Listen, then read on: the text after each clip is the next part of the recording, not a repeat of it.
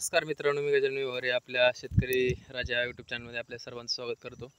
तर मी तुम्हाला पाठीमागे एक व्हिडिओमध्ये सांगितलं होतं की मी याच्यामध्ये कोथिंबीर पेरलेली आहे आणि इकडं पाहू शकता हा पपईचा प्लॉट आहे.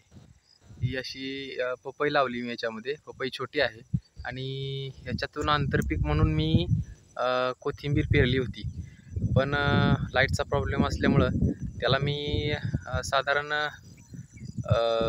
7-8 दिवस तरी मी पाणी देऊ शकलो नाही. तशीच कोथिंबीर रानामध्ये होती.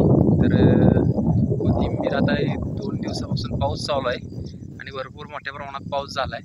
कोथिंबीर उगवणीला आली आहे. आज 25 सप्टेंबर आहे, 25 सप्टेंबर 2024 आणि चांगल्या प्रकारे पाऊस झाल्यामुळं त्या धरणी मातीतून कोथिंबीर माझी उगवून आलेली आहे.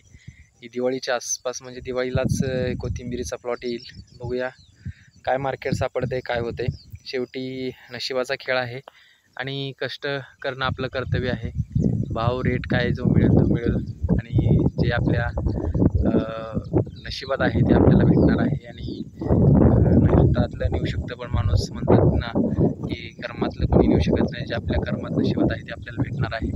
तर असा हा पपईचा प्लॉट आहे आणि या प्लॉटमध्ये मी कोथिंबीर केली आहे आणि इकडं पण असा एक खाली प्लॉट होता, याच्यामध्ये गहू करायचा आहे. तर गव्हासाठी मी रान ठेवलं होतं. तर याच्यात पण कोथिंबीर केलेली आहे आणि कोथिंबीर चांगल्या प्रकारे आता उगवलेली आहे आणि पाहू शकता आभाळ आलेला आहे भरपूर. काल 2 दिवसापासून मोठा पाऊस झालेला आहे आणि आजही आभाळ मोठ्या प्रमाणात आलेला आहे. बघूया आज काय होते. पाऊस आला तर चांगलीच गोष्ट आहे. निसर्गाची साथ शेतकऱ्याला असावी आणि शेवटी कसं आहे, निर्मळ मनाने केलं तर निसर्ग पण साथ देतो.